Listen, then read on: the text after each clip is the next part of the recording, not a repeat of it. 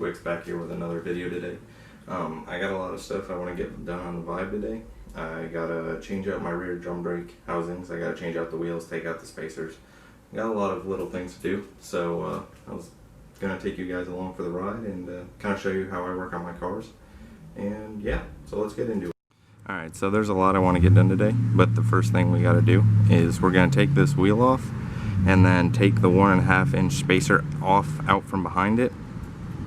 I know for a fact I have a couple of broken wheel studs coming off of the factory hub, so we're gonna see about possibly changing those out today or at some point in the future. And then we're actually gonna replace them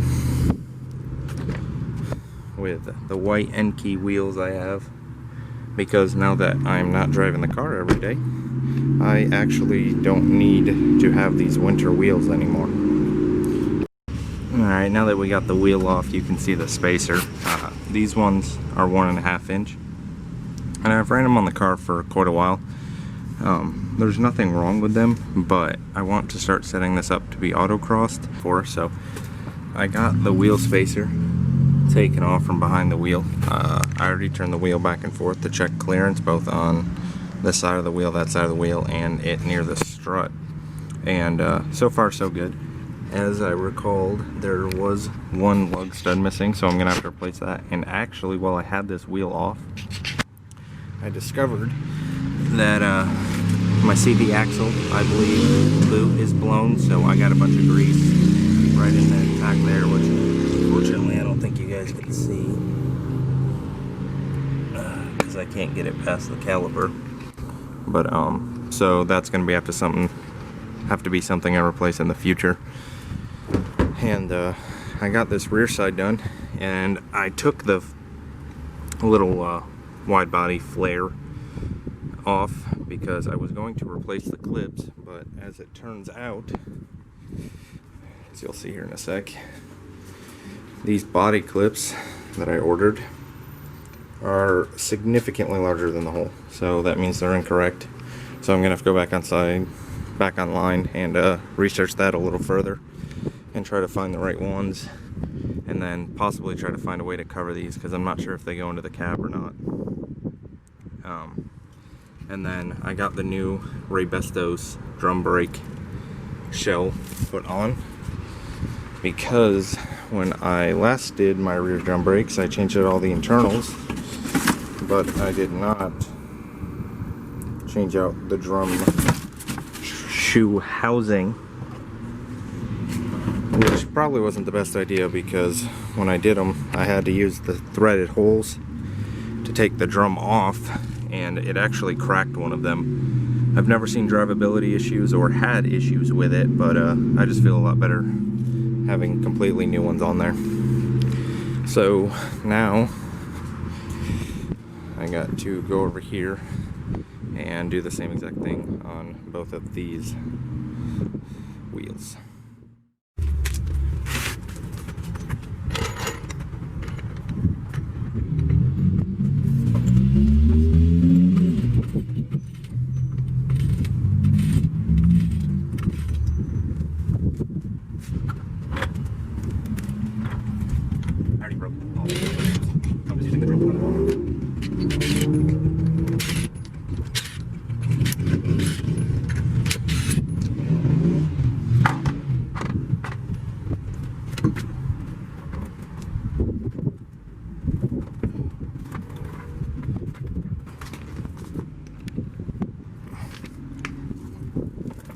Now that I got the wheel off, you can see the spacer, and the issue I had when I took the other side off is that I actually had to pry a screwdriver back in through here because these are seized on so bad. And then same with the drum housing.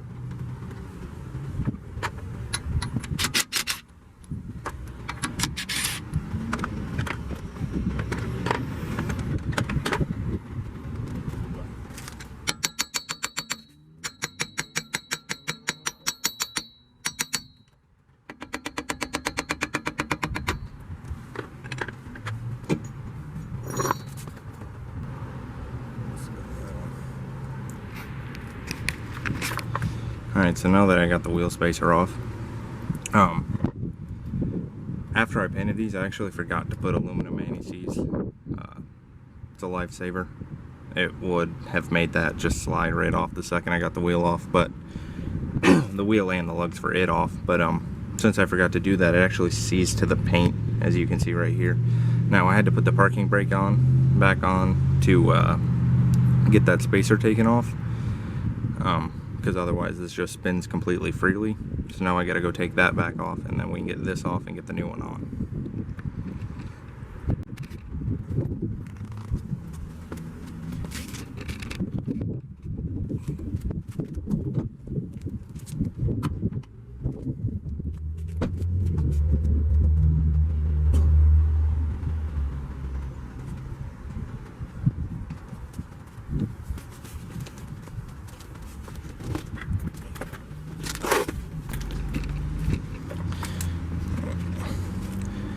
So here we have the box for the new drum housing. I always get Ray-Bestos. I've just heard phenomenal things about them, and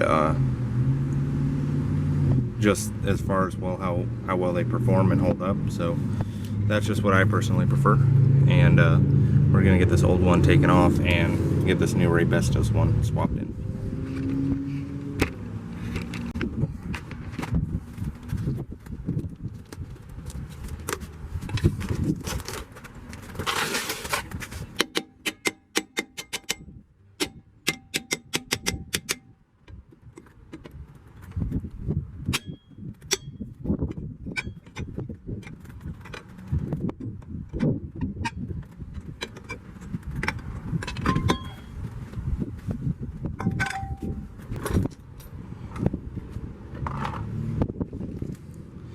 So part of just good practice, anytime I have the housing for this off, I like to shoot a little brake clean in here, because unfortunately there is nowhere for the brake dust to go.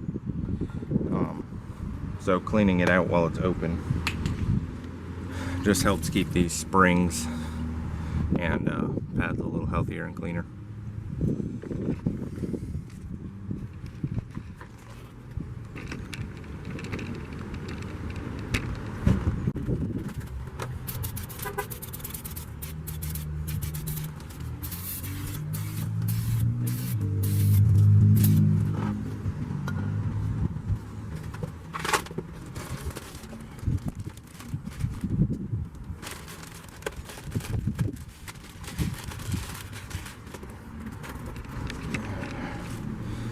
Alright, now that we got that cleaned out, I got the new rotor housing right here. And with the new rotor housing, you also need to shoot some brake clean on this, because there's actually a thin protective liquid that they'll use to keep this from corroding until it's put into use. So I'm going to spray that with brake clean and then get it put back on here, and then we just got to get that wheel on and we are good to go.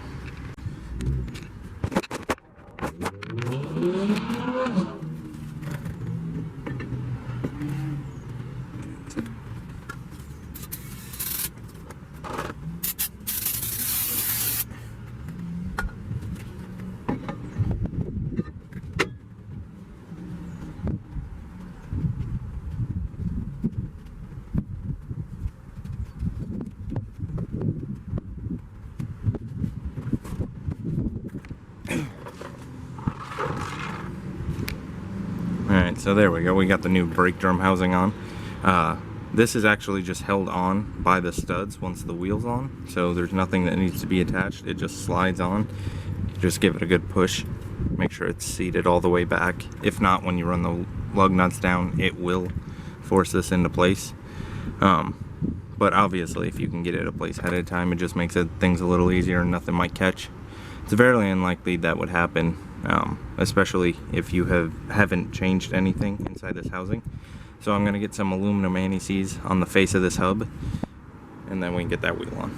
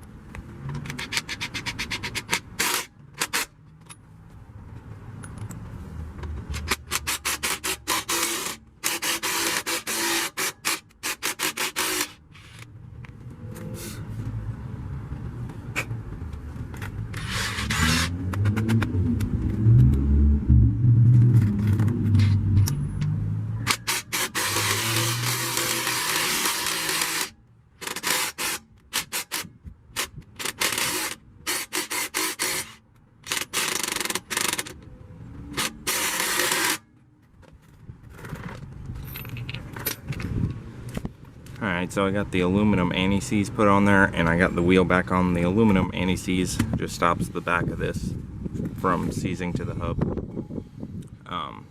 So now we got to drop the car back down, and I usually put these to 70 to 80 foot-pounds. So I just got the front wheel off and the front wheel spacer, and that is why aluminum anti-seize is your friend. The second I pulled the lugs, or the nuts holding it onto the lug, this just pulled right off, not a problem. So that one's all done. Just got to get that wheel put back on, and we are good to go. Alright guys, so there we go. I replaced the rear drum brake housing. I took the spacers off on all 4 corners, and honestly, they're tucking quite a bit now, but I don't think it looks bad. Plus, I'm really excited to try to get this thing set up to hopefully autocross it summer of 2020. And then I still got to go down and get it tuned, and because I'm having a bit of a acceleration issue right now. Car drives fine, just fine, but wide open throttle, it likes to get a little funny. I think that's all I'm going to be able to get done today, but I got a lot more to do. That box down there, sound deadener, I still got to do all the door cards. I have everything up there for a full transmission pan refresh. It's got the new gasket, the new filter, and as well as Toyota genuine transmission fluid, which this actually has some universal type ATF in it right now because I was blowing hoses on my transmission cooling lines. I had one of these silicone rubber hoses from when I swapped out my radiator, and I had that on there, and after I added the supercharger, there was enough pressure in the system to actually keep cracking that. So I had it drain out on me a few times, so I want to drop the pan and check on everything. But so if you guys enjoyed today's video, then make sure to like, comment, subscribe, and catch you guys in the next one. See you later.